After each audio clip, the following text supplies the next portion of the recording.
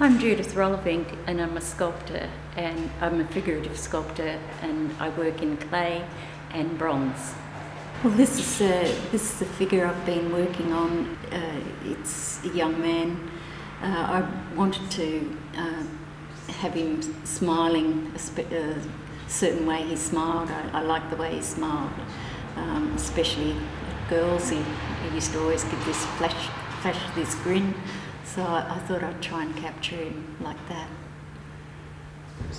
This piece has been cast at a foundry in Melbourne, Fundy Foundry, where I get most of my pieces cast, and it's the only piece in bronze.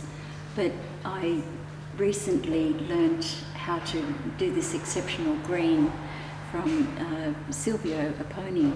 This process is using casein paint. It's a very old medium, but you apply it in layers.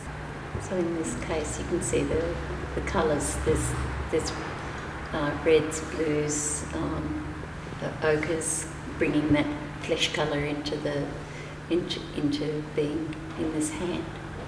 So this paint can be rubbed up into a nice satin finish, or you can have a very matte, low gloss finish.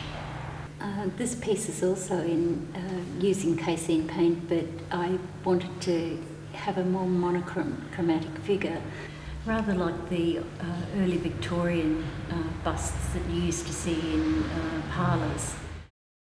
I'm Lindy Danby. I paint music if I can. I let music come into my head and it comes out my paintbrush, sort of.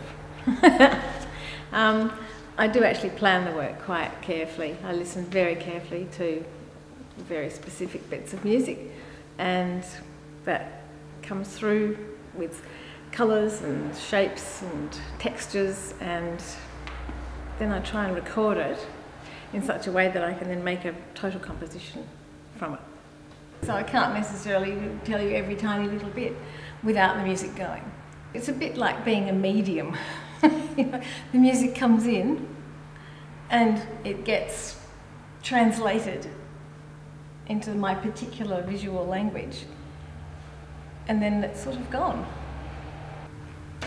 There are two different pieces here. One is an Indian influenced piece of music, and you have the sort of soft linear things of the drone through it, and then there's a sharp percussion, and then the lovely little delicate other instruments, whereas this piece on the bass is a little more earthy. It's of African influence, so it has a different rounded, more generous sort of feel to it, not quite as crisp as the Indian one. This is a piece called Sesuso. It starts very deliciously with a little piano piece, and then it wends its way and gets stronger and stronger and more complicated, and more instruments come in, and these lines here are percussion. It's nice and crisp and strong, and then they fade. And these delicious little pieces in here are piano accordion. They're very quirky and they're sort of naughty. This little foursome I have called The Relatives, and it's as though you were looking at each of a table setting of a different relative in your family. This one is grandmother's table. It has an embroidered cloth behind a beautifully cut crystal glass. This is mother's table, which is food and health and warmth. This is father's table. Well, he's off somewhere, and here's the swimming pool and the wine and he's out with the gum trees. And this is grandfather's table, which has got a beautiful Persian rug on it and complicated crystal. It's just quite charming.